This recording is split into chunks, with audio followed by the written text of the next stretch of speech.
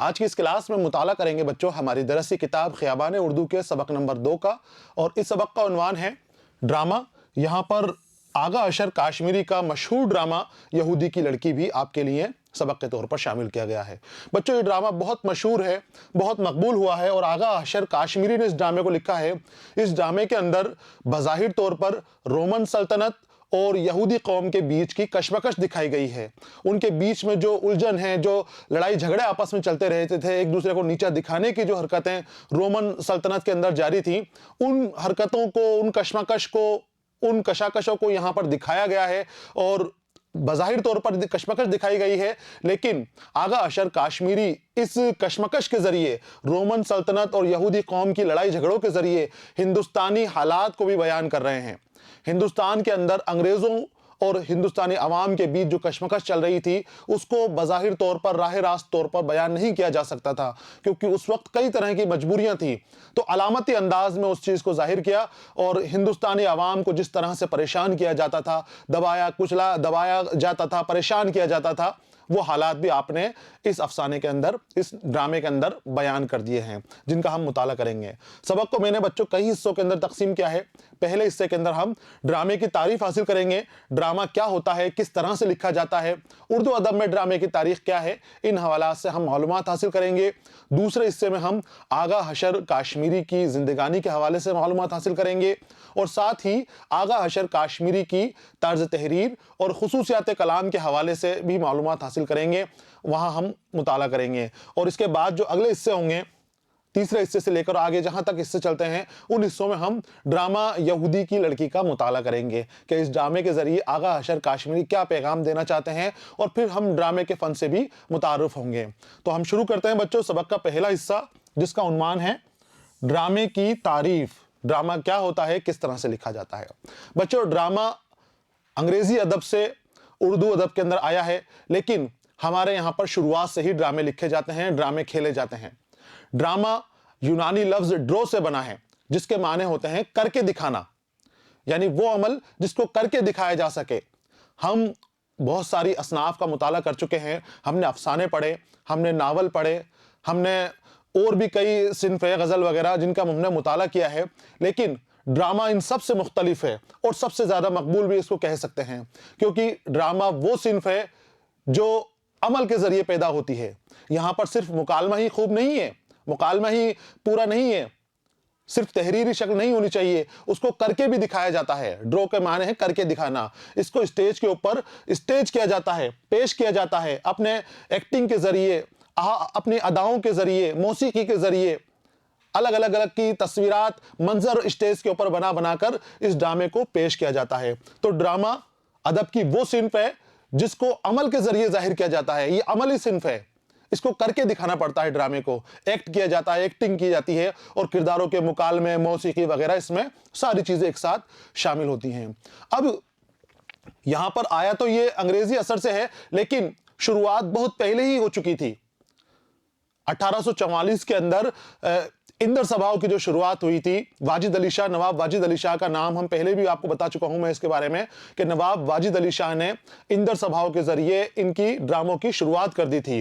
पहला ड्रामा वाजिद अली शाह ने ही खेला था, जो अवध के नवाब थे, और उस वक्त इंदर सभा को बहुत फ़रोग मिला। उसके बाद इंदर सभाएं जगह जगह खेली जाने लगी तो बहुत फ़रोग मिला, कई तरह की इंदर सभाएं लिखी गई और जगह जगह जब उनको स्टेज किया गया, जगह जगह उनको किया गया तो वो पसंद की गई। तो इस तरह से ड्रामों की शुरुआत हो चुकी थी।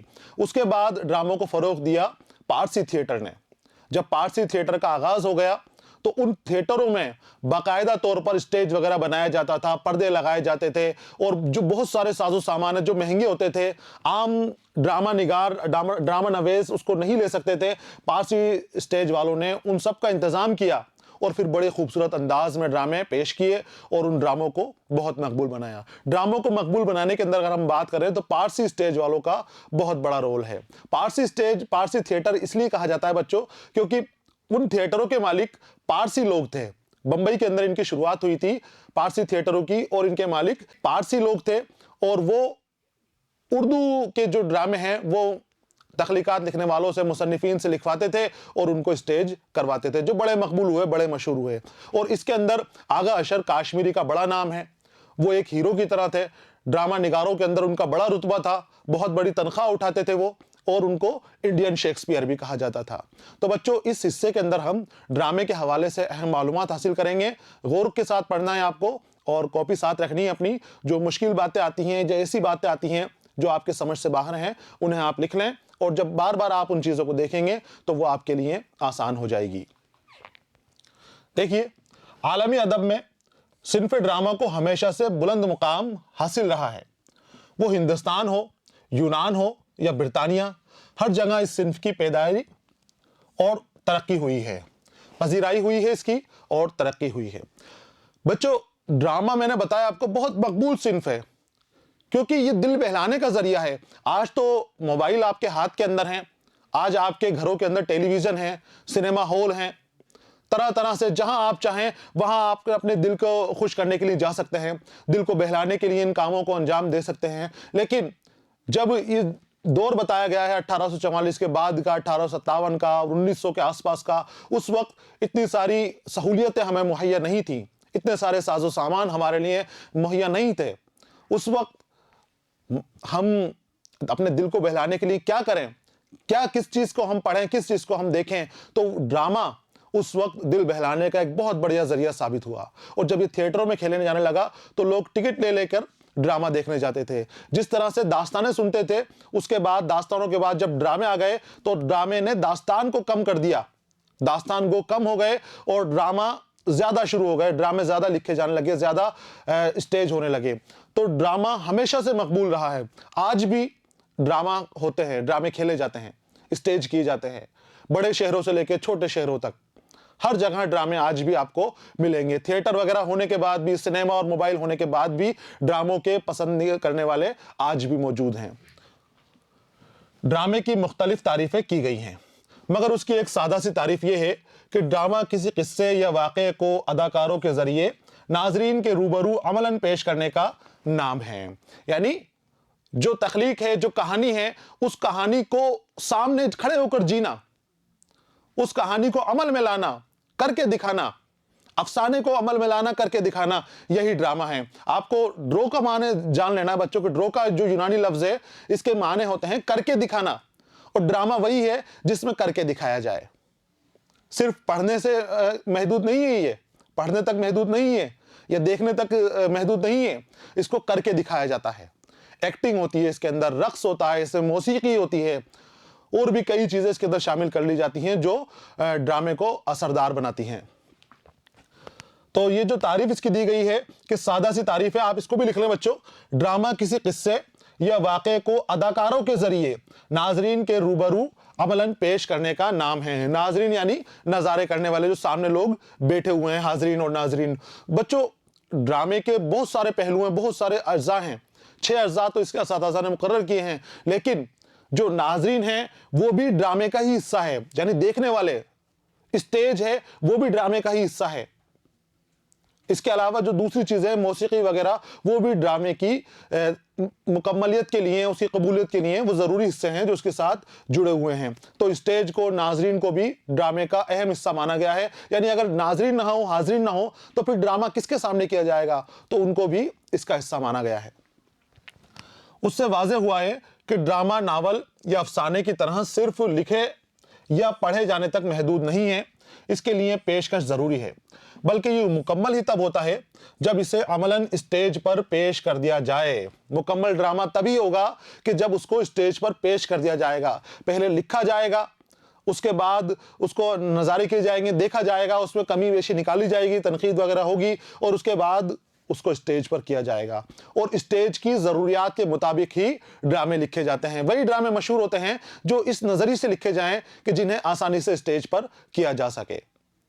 अगर उसमें परेशानी हुई, वो स्टेज पर करने लायक नहीं हुआ, तो फिर वो ड्रामा मकबूल नहीं होगा, फिर वो अफसाने की तरह हो जाएगा। और अफसाने तो वैसे ही खूब हैं, बहुत अच्छे अच्छे अफसाना निगार हैं, बहुत अच्छे अच्छे अफसाने हैं। तो फिर अगर अफसाना हो गया तो अफसाना पढ़ेंगे, ड्रामा कौन पढ़ेगा? दोनों में फ़र्क यही है कि अफसाना सिर्फ पढ़ा जाता है, कहानी सिर्फ पढ़ी जाती है, मज़े के लिए, तफरीह के लिए पढ़ी जाती है, जबकि ड्रामा मज़ा और तफरीह दोनों दे रहा है, लेकिन ये हमारे सामने अमलन पेश किया जाता है, हमें दिखाई देगा और हम इसको देखकर सबक लेंगे, देखकर इसके असर लेंगे। नावल और अफसाने की तरह ड्रामे में भी प्लॉट, किरदार, मुकालमा और कोई ना कोई मरकजी ख्याल भी होता है। इसका प्लाट भी होगा जिस प्लाट के ऊपर पूरा ड्रामा चलेगा, आगे तक पूरा ड्रामा मुकम्मल रहेगा। इसके किरदार होते हैं, उन किरदारों को गढ़ा जाता है, उन किरदारों को तरतीब दी जाती है, किरदारों की खुसूसियात बयान की जाती हैं, मुख्तसर तरीके से इसकी बयान कर दी जाती हैं। मुकालमा इनका होता है, मुकालमा निगारी इसका अहम जुज़ू है। ज़रूरी है बहुत कि मुकालमा इतना असरदार हो कि जो बात कहना चाहते हैं वो बात वाज़ेह हो जाए, वो समझ में आ जाए, और कोई ना कोई इसका मरकज़ी ख्याल होता है। बच्चों, हर तख्लीक का, हर सिन्फ का जो भी आप लिख रहे हैं या जो आप पढ़ रहे हैं, उसका कोई ना कोई मरकज़ी ख्याल होता है, जिस ख्याल के ऊपर ही वो पूरी की पूरी कहानी, वो पूरा का पूरा ड्रामा और उस ड्रामे का प्लाट घूमता है। उसके आसपास ही, मरकज़ी ख्याल के आसपास ही प्लाट बुना जाता है, प्लाट रखा जाता है।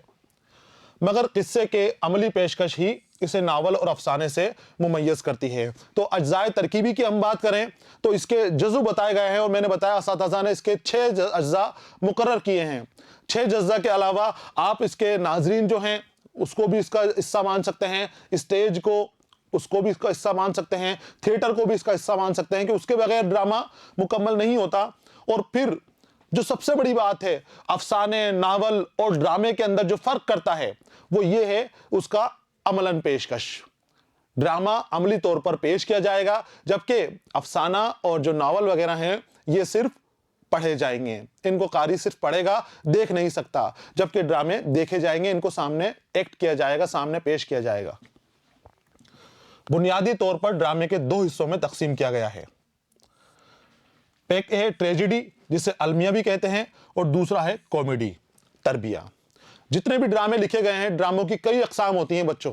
19 तरह की अकसाम असातिज़ा ने इसकी बताई हैं। अलग अलग अकसाम 19 तरह की ड्रामों की बताई गई हैं, लेकिन वो सब इन्हीं 2 बुनियादी अकसाम के आसपास घूमती हैं। एक है ट्रेजेडी यानी अलमिया, जिसके अंदर दुख दर्द बयान हो, जिसके अंदर हादसाती बातें बताई जाए, जिसके अंदर दिल को दुखाने वाली चीजें हों, जिसकी शुरुआत ही गम से हो और आगे तक गम ही गम चलता रहे।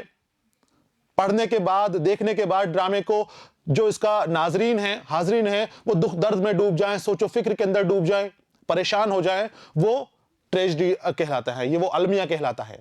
ट्रेजेडी का मतलब आप जानते हो, दुख दर्द, खराब हालात, ये ट्रेजेडी कहलाते हैं। और अलमिया वही ड्रामा होगा जिसके अंदर ट्रेजेडी बयान हो, जिसमें अलम का मामला हो, दुख दर्द हो, दुख दर्द की कैफियत हो, और उसके बाद जो कारी है वो भी, जो नाजरीन है वो भी परेशान हो जाएं, वो भी सोचने पर मजबूर हो जाएं कि ऐसा क्यों होता है। इसमें ज्यादातर मुआशरे की बुराइयां दिखाई जाती हैं, मुआशरे की बुराइयां जो दर्द के ऊपर मुब्तला होती हैं, जो लोगों को गम देती हैं, जिसकी वजह से जिंदगी परेशान रहती है, जिसकी वजह से जिंदगी में आसानियां नहीं होती हैं, वो सब अलमिया ड्रामे के अंदर आ जाते हैं और वो हमारी जिंदगी की ट्रेजेडी बयान करती हैं। फिर दूसरा जो किस्म बताई गई है यह है कॉमेडी। इसको उर्दू में कहते हैं तरबिया। तरबिया तर्ब के निकला है, लेकिन ये अरबी का नहीं है, इसको सिर्फ उर्दू के अंदर ही बनाया गया है। तरबिया लफ्ज यही है। इसके माने होते हैं जिसमें हंसी मजाक हो, जो दिल को सुकून दे, शगुफ्ता खिलखिलाहट हो, जिसके अंदर आराम हो, सुकून हो, शुरुआत भी सुकून से हो और आराम भी इस ड्रामे की सुकून से हो। इस ड्रामे को देखने के बाद जो इसके देखने वाले हैं उनके दिल के अंदर कोई रंजो गम का एहसास ना हो, बल्कि वो अपने रंजो गम और भूल जाएं, अपने दुख दर्द भूल जाएं और हंसी ठट्टों के अंदर डूब जाएं। और जब यहां से निकले ड्रामा देखकर तो फिर उनकी जिंदगी कुछ वक्त के लिए खुशगवार हो जाए, हंसी मजाक उनकी जिंदगी के अंदर पैदा हो जाए। और ये कॉमेडी जो ड्रामे हैं यही ज्यादा मकबूल हैं। ट्रेजेडी ज्यादा मकबूल नहीं है, पसंद किए जाते हैं, लेकिन अलमिया जो ड्रामे हैं ये तरबिया के मुकाबले के अंदर कम देखे जाते हैं, कम खेले जाते हैं। ज्यादा मशहूर और ज्यादा मकबूल कॉमेडी ड्रामे हैं। इन दोनों अनासिर यानी अल्म और तरब के इम्तिजाज से भी ड्रामे लिखे जाते हैं। अब जो किस्में निकल रही हैं, इसके बाद मैंने बताया 19 तरह की किस्में हैं अलग अलग, वो सारी किस्में इन दोनों से मिलकर बनी हैं। किसी में अलमिया ज्यादा होता है, किसी में तरबिया ज्यादा होता है, किसी के अंदर कोई और उन्सुर डाल दी जाते हैं अल्म तरब के साथ, किसी को मौसीकी के अंदाज में पेश किया जाता है, किसी में रुमान पाया जाता है, किसी के अंदर इंसानी दोस्ती पाई जाती है, कोई छोटा होता है, कोई तवील होता है। इस तरह से अलग अलग अक़साम इसकी बांट दी गई हैं। तो इम्तिजाज यानी होता है बच्चों खलत मलत, मेल मिलाप, मेल जोल। अलम यानी दुख दर्द और तरब यानी खुशी, खुश मजा। तो अलम और तरब के इम्तिजाज से भी ड्रामे लिखे गए हैं जिनकी अलग अलग अक़साम बढ़ जाती हैं। इस तरह अलमिया तरबिया वजूद में आया। इसके अलावा मेलोड्रामा, फार्स, ड्रीम और ओपेरा भी ड्रामे की इक़साम में शामिल हैं। 19 तरह की जो मैं किस्में बता रहा हूं उसमें से कुछ अक़साम का यहां पर नाम दिया गया है। मेलोड्रामा, मेलोड्रामा वो ड्रामा जिसमें मेलोडी मिले। मेलोडी जो मौसीकी होती है, धुन वगैरह होती है, संगीत वगैरह होती है, उसे मेलोडी कहा जाता है। अब मेलो के अंदर जो है रूमानियत मिलती है, हुस्न व मोहब्बत मिलती है, इश्क का अंदाज मिलता है। ये ड्रामे बहुत मशहूर हैं, बहुत मकबूल है मेलोड्रामा। इसके बाद एक नाम दिया है आपका फार्स। ये अंग्रेजी लफ्ज FARCE से बना है। FARCE इसका मतलब है फार्स। अब इस ड्रामे के अंदर क्या होता है? इस ड्रामा ये जो है मज़ाहिया ड्रामा है। कौन सा? तरबिया। तरबिया ड्रामा है, लेकिन इसके अंदर क्या मिलता है? फौकुल फित्री किरदार मिलते हैं, फोकुल फित्री अनासिर मिलते हैं, और उन अनासिर के जरिए किरदार अपनी जिंदगी में इस तरह के हादसात बना लेता है, इस तरह की चीजें बना लेता है जो दिखने में अलमिया लगते हैं, लेकिन हम जब देखेंगे तो हमें हंसी आएगी, हमें मुस्कुराहट आएगी। उन फोकुल फित्री अनासिर की वजह से इस तरह की चीजें इनमें पैदा हो जाती हैं। तो ड्रामे की ये जो किस्म है ये फार्स कहलाती है।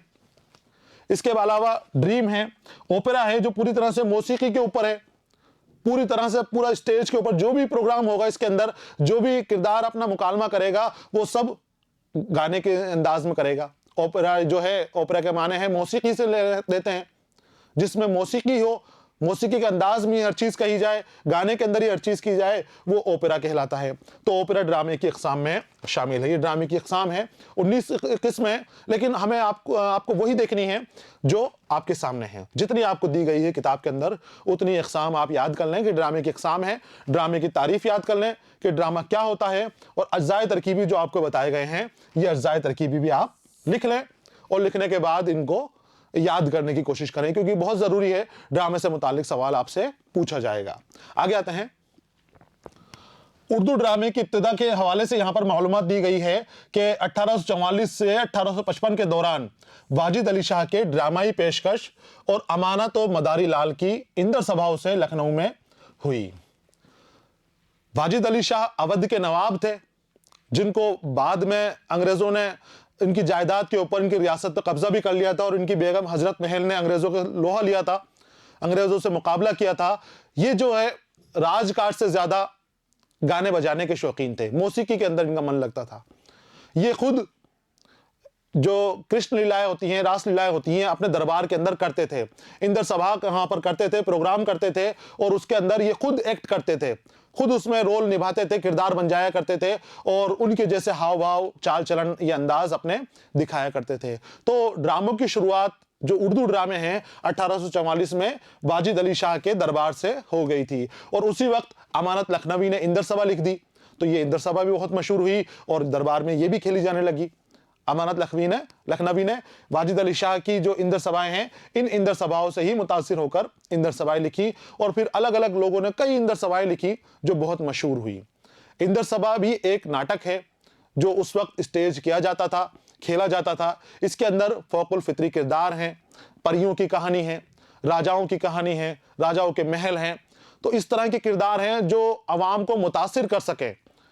मैंने बताया आपको कि आज हमारे ऊपर दिल बहलाने के लिए बहुत सारे सामान मुहैया हैं, बहुत सारी सहूलियत मौजूद हैं। उस वक्त दिल बहलाने की इतनी सारी चीजें नहीं थी, इंसान थका हारा आता था तो क्या करे, तो वो इंदर सभाएं उसका दिल बहलाने का जरिया थी। वो जो ड्रामे उस वक्त शुरू हुए वो हमारा दिल बहलाने का जरिया थी। तो इसके जरिए दिल को बहलाया जाता था, इन प्रोग्रामों के जरिए खुशी का इजहार किया जाता था। मगर इसे उरूज हासिल हुआ पारसी स्टेज के ड्रामों से। जिस जमाने में लखनऊ और उसके गिरदनुह में इंदर सभा की धूम मची हुई थी, उसी जमाने में मुंबई में मगरिबी असरात के तहत एक नए किस्म का ड्रामा वजूद में आ रहा था, जिसे पारसी स्टेज का नाम दिया गया। अब अवध और अवध के आसपास के हिस्से, दिल्ली और दिल्ली के आसपास के हिस्से में इंदर सभाएं मकबूल हो रही थी, खूब स्टेज की जाती थी, लेकिन मुंबई के अंदर मगरिबी असर आ गया था। बंबई जो अभी मुंबई है और उस वक्त बंबई थी, उसके अंदर मगरिबी असर आ गया था, और मगरिबी असर से वहां पर स्टेज के ऊपर करने वाले ड्रामे आ गए थे। मैंने बताया आपको कि ड्रामा यहाँ पर अंग्रेजी असर से आया है, पारसी थिएटर के असर से आया है, बाजाब्ता यहाँ पर है, लेकिन इससे पहले ड्रामे लिख दिए गए थे 1844 के अंदर। हमारे यहाँ पर शुरुआत हो गई थी ड्रामों की 1844 के अंदर, लेकिन वो इस तरफ चल रहे थे हमारे यहाँ पर हिंदुस्तान के दरमियानी इलाकों के अंदर, हिंदुस्तान के मशरिकी इलाकों के अंदर ही चल रहे थे। अब इसके बाद जब मगरिब के असर से जब हमारे यहाँ पर पारसी स्टेज शुरू हो गए तो फिर इन्होंने और फरोग दिया ड्रामों को और आगे बढ़ाया। पारसी स्टेज क्या है बच्चों? ये स्टेज के ऊपर करे जाने वाले ड्रामे थे। इनके लिए स्टेज हुआ करता था, पर्दा हुआ करता था, बहुत सारी चीजें जो इस्तेमाल की जाती हैं जिसमें खर्चा लगता है। ये जो इंदर सभाओं में करने वाले लोग हैं इनके पास इतना खर्चा नहीं होता था। अमानत लखनवी वगैरह स्टेज करते थे, इनके पास इतना सामान नहीं होता था कि वो रंग बिरंगे पर्दों का इस्तेमाल कर सकें, पीछे सीनरियो लगा सकें, और भी जो गिरने वाले पर्दे हैं उनका इस्तेमाल कर सकें। लेकिन पारसी स्टेज में बहुत सारी चीजों के अंदर तब्दीली कर दी गई क्योंकि पैसा खूब था इनके पास, तो उस पैसे का इन्होंने इस तरह से इस्तेमाल किया तो लोग इनकी तरफ भागे, इनकी तरफ दौड़े इस ड्रामों को देखने के लिए। तो ये ड्रामे बहुत मशहूर होने लगे, बहुत मकबूल होने लगे। ये नाम उसे इसलिए दिया गया क्योंकि इसकी इब्तिदा और तरक्की में पारसियों ने बढ़ चढ़कर हिस्सा लिया था। पारसियों के पास पैसों की कोई कमी नहीं थी, खूब पैसा था, पैसे की फरावानी थी, तो उस पैसे के जरिए और पैसा कमाने के लिए इन्होंने स्टेज की शुरुआत की। अब चूंकि पारसियों ने स्टेज की शुरुआत की थी तो इस स्टेज का नाम ही पारसी स्टेज या पारसी थिएटर कर दिया गया। पारसी थिएटर कंपनियों ने ड्रामे को फरोग दिया, और कहां दिया? बंबई में दिया शुरुआत के अंदर, लेकिन उसके बाद ये पूरे हिंदुस्तान में फैल गई धीरे धीरे। पारसी स्टेज का पहला ड्रामा खुर्शीद है, जिसे 1870 में एदलजी घोरी ने लिखा था। इससे पहले भी कुछ ड्रामे लिखे गए हैं मगर वो दस्तयाब नहीं है। पहला ड्रामा जो है पारसी स्टेज का, उसको आप मान लें कि उसका नाम है खुर्शीद। इसे आपको लिख लेना है। पारसी स्टेज का बच्चों इसकी आपको ख्याल रखना है, अगर हिंदुस्तान का पहला ड्रामा पूछा जाए तो ये नहीं आएगा, फिर वो इंदर सभाओं का नाम आएगा, इंदर सभा का नाम आएगा। लेकिन अगर आपसे पारसी स्टेज का पहला ड्रामा पूछा जाए तो वो खुर्शीद है, और 1870 में ये लिखा गया था। और किसने लिखा था? एदलजी घोरी ने। ये भी एक पारसी थे और ड्रामों के शौकीन थे। उससे पहले भी कुछ ड्रामे लिखे गए हैं लेकिन वो दस्तयाब नहीं है, वो खत्म हो चुके हैं, खराब हो चुके हैं, इसलिए उनको शामिल नहीं किया गया। अभी जो मौजूद है वो खुर्शीद नाम का ड्रामा मौजूद है, जो आज भी ऑनलाइन या लाइब्रेरी वगैरह में पढ़ा जा सकता है। पारसी स्टेज के ड्रामे भी इब्तदाई उर्दू ड्रामों की तरह मंजूम होते थे। मंजूम यानी नज्म के अंदाज में। एक होता है नस्र और एक होता है नज्म। नज्म के अंदाज में जो बात की जाए वो मंजूम कहलाती है। लय के अंदर, सुर ताल के अंदर, काफिया और रदीफ की पाबंदी के साथ जो बात की जाए वो बात मंजूम कहलाती है। तो जो शुरुआत में ड्रामे लिखे गए थे वो मंजूम होते थे। इंदर सवाएं भी बच्चों शुरुआत में जो लिखी गई हैं वो मंजूम होती थी। बड़े बड़े कलाम नहीं होते थे, छोटे छोटे अशार के अंदर बात कही जाती थी। मुकालमे बहुत कम होते थे और वो भी रदीफ और काफिया के जरिए उन मुकालमों को खूबसूरत बनाया जाता था। उनमें रक्स होता था, मौसीकी और गानों का इस्तेमाल भी वैसा ही था। किस्से और किरदार भी फौको फित्री होते थे, मगर पेशकश का अंदाज इब्तिदाई ड्रामों से मुख्तलिफ था। फौको फित्री अनासिर बच्चों वो होते हैं जिनको अकल तस्लीम ना करे, जिनको पढ़ने के बाद हमारा दिल, हमारा दिमाग ये यकीन नहीं करे कि ऐसा भी हो सकता है। अभी कौन से हैं कि बड़े बड़े जिन, लाल लाल आंखों वाले, मोटी मोटी आंखों वाले जो जिन्नात हैं वो। अब असल में जिन्नात कहाँ होते हैं इतने बड़े बड़े, इतनी मोटी मोटी आंखों वाले? और होते भी है तो हमें नजर कैसे आ सकते हैं? परियां होती हैं इनमें आसमानों में उड़ने वाली, खूबसूरत परियां होती हैं जिनके पीछे पर होते हैं। इसके अंदर उड़ने वाले कालीन होते हैं। क्या कोई कालीन हवा में उड़ सकता है? लेकिन यहां दिखाया जाता है। तो ऐसी चीजें कि जिन्हें हम आम जिंदगी में नहीं देख सकते, जिन्हें हम अपनी जिंदगी के अंदर कभी हमारे सामने सुनी नहीं है, सिर्फ कहानियों में सुना है, वो फौकुल फित्री अनासिर हैं जिनको अकल तस्लीम ना करे। तो ये फौकुल फित्री अनासिर से उस वक्त के ड्रामे भरे पड़े रहते थे। बहुत सारे किरदार इसके अंदर मौजूद रहते थे और नए नए किरदार लेकर आते थे। नए नए किरदारों की पैदाइश ये किया करते थे लिखने वाले, और उसकी वजह से इनके ड्रामे बहुत मकबूल हुआ करते थे। लोगों को यही पसंद आते थे। हवा में उड़ने वाले जादूगर पसंद आते थे, जानवर बना देने वाले लोग पसंद आते थे, ऐसे ऐसे जादूगर पसंद आते थे कि जो लोगों को कुत्ता बना दे, लोगों को घोड़ा बना दे, लोगों को गधा बना दे, इस तरह की चीजें सामने लेकर आते थे। ये बहुत पसंद आती थी चीजें, तो इस वजह से ये ड्रामे मकबूल हो जाया करते थे। प्रोसीनियम यानी आगे करने वाले पर्दे का इस्तेमाल पारसी स्टेज से शुरू हुआ है। अब मैंने बताया आपको कि पारसी स्टेज ने बहुत सारी तब्दीलियां की हैं। स्टेज का पुराना जो रंग ढंग था उसको बिल्कुल तब्दील कर दिया है। इन्होंने पर्दे की शुरुआत की। कौन से पर्दे की? जब आप फिल्म वगैरह देखते हो तो पहले पर्दा लगा हुआ रहता है, फिर धीरे धीरे पर्दा खुलता है और उसके बाद पीछे सिनेमा का पर्दा आपके सामने आता है। या फिर नाटक वगैरह देखने जाते हैं तो वहां पर भी जब एक्ट शुरू होता है उससे पहले पर्दा लगा रहता है और फिर धीरे धीरे वो पर्दा खुलता है और उसके बाद जो किरदार वो ड्रामा वहां पर करते हैं, वो नाटक वहां पर करते हैं और बाद में वापस पर्दा बंद हो जाता है। तो ये जो पर्दा है इसको प्रोसेनियम कहते हैं और ये प्रोसेनियम की शुरुआत पारसी स्टेज से ही हुई है। पारसी ड्रामा वालों ने ही इसकी शुरुआत की है। अब स्टेज के पिछली दीवार पर सीन सिनेरियो वाले पर्दे लगाए जाने लगे। सीन सिनेरियो मंजर के हिसाब से पर्दे, जिसके ऊपर तस्वीरें बनी होती थी, जिसके ऊपर मंजर बने होते थे और वो किरदारों के एक्ट के हिसाब से पीछे तब्दील होते रहते थे। जैसे मान लो पहाड़ों का कोई किरदार है जिसको पहाड़ी फितरत बतानी है उसकी, तो पीछे पहाड़ों की तस्वीर लगा दी गई थी। इससे पहले ऐसा नहीं होता था। इससे पहले खाली आवाजों से ही बताया जाता था कि अब हम पहाड़ों की जगह के ऊपर आ गए हैं, अब हम यहां घूम रहे हैं, अब हम यहां चल रहे हैं। तो वो पहाड़ अब पारसी स्टेज के टाइम पर लगाए जाने लगे, उनकी तस्वीरें लगाई जाने लगी, बड़े बड़े पर्दों पे तस्वीरें बना दी गई। फिर कि बाग का कोई सीन है तो पीछे बाग का पर्दा लगा दिया गया, महल का कोई सीन है तो महल का पर्दा लगा दिया जाता था। तो ये पर्दे भी अब बदलने लगे, पीछे बहुत सारी तब्दीलियां इन्होंने कर दी थी। हर झेली सीन पर भी पर्दा गिरने और उठने लगा। यानी जो छोटे छोटे सीन थे जहां पर अब बदलाव होगा, तो पहले तो सामान सारा जल्दी जल्दी उठा उठा के लोगों के सामने ही रखा जाता था, लेकिन अब पर्दा गिरता था और पर्दे के पीछे जल्दी जल्दी तब्दीलियां कर ली जाती हैं और तब्दीलियां करने के बाद नए सीन के लिए तरतीब दे दी जाती है, तरतीब हो जाती है, तो दोबारा पर्दा खुलता है और फिर नया सीन हमारे सामने पेश हो जाता है। तो ये शुरुआत भी पारसी स्टेज से हुई है, पारसी थिएटर से हुई है। स्टेज पर तरह तरह की मशीनों का इस्तेमाल होने लगा। कोई मशीन धुआं दे रही है, कोई मशीन आवाजें कर रही है, कोई मशीन किरदारों को इस तरह से चला रही है जैसे वो हवा में उड़ रहे हैं, हवा में उड़ते हुए मालूम हो रहे हैं।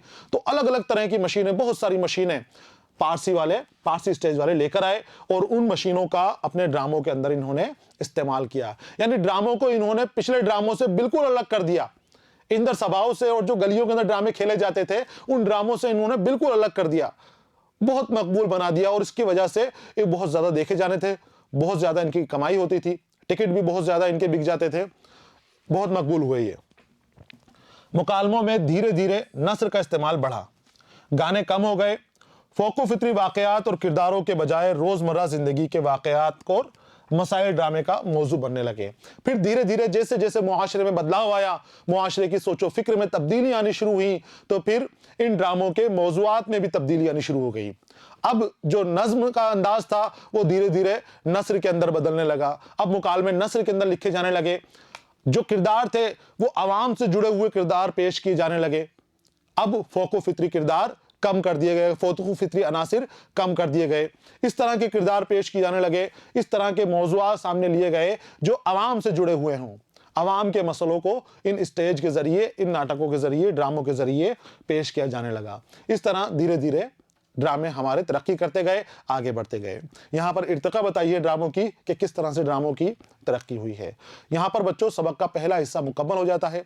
इस हिस्से में हमने जाना कि ड्रामा क्या होता है, किस तरह से लिखा जाता है, ड्रामे की तारीफ के हवाले से भी हमने मालूमात हासिल की है और ड्रामे की तारीख के हवाले से भी हमने मालूमात हासिल की है। इसे आपको बच्चों पढ़ना है, दोबारा देखना है और जो मुश्किल बातें आपको नजर आती हैं और जिन बातों की तरफ मैंने आपको तवज्जो दिलाई है उन्हें आप लिख लें, कॉपी के अंदर लिख लें और याद करने की कोशिश करें। यहाँ पर पहला हिस्सा मुकम्मल हो गया है। अगले हिस्से में हम आगा हशर काश्मीरी की जिंदगानी के हवाले से मालूमात हासिल करेंगे। आपकी तर्ज तहरीर, खुसूसियात कलाम के हवाले से हम मालूमात हासिल करेंगे। अगले हिस्से तक आपको इंतजार करना है। पढ़ते रहिए, खुश रहिए। अलविदा।